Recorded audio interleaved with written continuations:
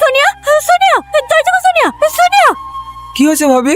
সব বলছি, আগে দরজাটা খোলো। সোনিয়া, দরজা খোল। সোনিয়া, সোনিয়া, কি পাগলামো করছি? মরবি নাকি তুই? আমি মরবো, ছেড়ে দে আমাকে। আমি আর এই দুনিয়া বেঁচে দেখতে চাইনি। কি হয়েছে বলি তোর? তুই এরকম করছিস কেন? বৌমা, কি হয়েছে গো?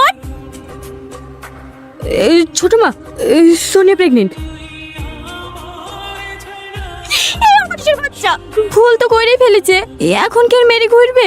মরগা তুই, তোর মুখ দেখতে আমার ঘৃণা লাগছে। তোর মতো মেয়ে যে আমি এই কোকে কি করতে ধরেছ না? ভাবি, ছেলেটাকে?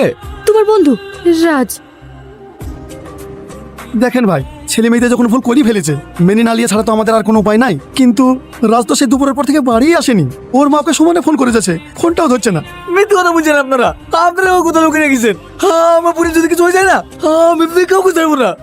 রানা, একটু শান্ত হো বাপ।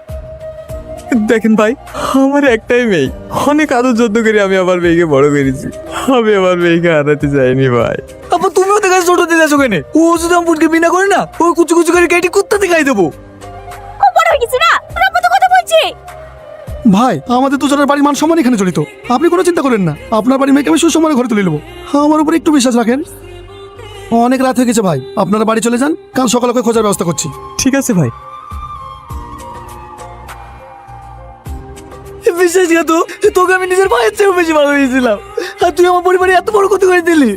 বিশেষ করে ভাই, আমি এইসব কাজ ইচ্ছে করে করিনি, ভুল করে করে ফেলেছি। তুই আমাকে ক্ষমা করে দে ভাই, আমার অনেক বড় ভুলে গেছে। তুই আমাকে একবার বলতে পারতি আমার বোনকে তুই ভালোবাসিস, আর আমি নিজে দাঁড়িয়ে থেকে তোর দুষ্টা পেয়ে দিত।